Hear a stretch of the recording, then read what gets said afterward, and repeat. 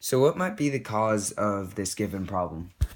I think a major cause of this problem is that at the end of the day, it requires more work to incorporate special ed kids in these extracurricular activities because they tend to have mental or physical delays or issues, and so then that requires more time and energy to be put into incorporating these students. So I think that a major issue of this why this we have this problem is just because the time commitment it would require to fully incorporate them in these activities. For dealing with this problem, and specifically within public schools, do you think it should be the government acting alone, the government acting with the assistance of civil society and groups that work to fix the problem, government with the assistance of the private sphere, or government with the assistance of civil society and the private sphere? I definitely think it should be the last one because, well, at least in public schools, the government is running these public schools, so they should be involved in creating this change.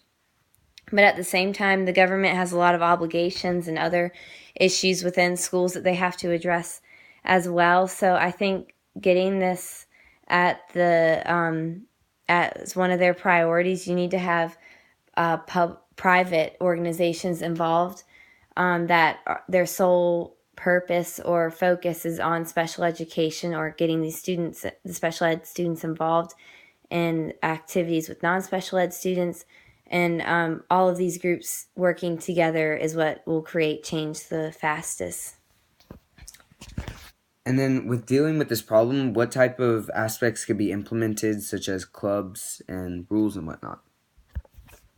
I don't think there can be any certain rules that should be enforced because, especially with teenagers are going to want to test rules or not follow them. That's just seems to be how they are. So I think the best way to address this is having an environment within schools that fosters the involvement of special ed kids with the non-special ed kids. And I think this can best be achieved with clubs that they're solely meant to involve the special ed kids with non-special ed kids. So with things like Circle of Friends clubs where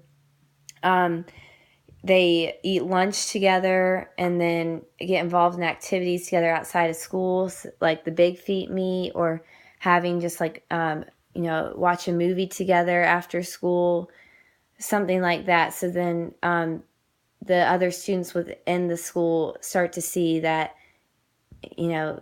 these special ed kids shouldn't be segregated from everyone else. All right. And then lastly, where do you think information could best be collected to discuss this problem? I think the best source of information is the special education teachers, since they spend the most time with these special ed kids. They know them personally, um, and while the principal is always a good source of information, he or she doesn't always experience teaching these special ed kids and understand them personally and how they function socially and learn best. So I think the best source of information is the aides and teachers that are spending time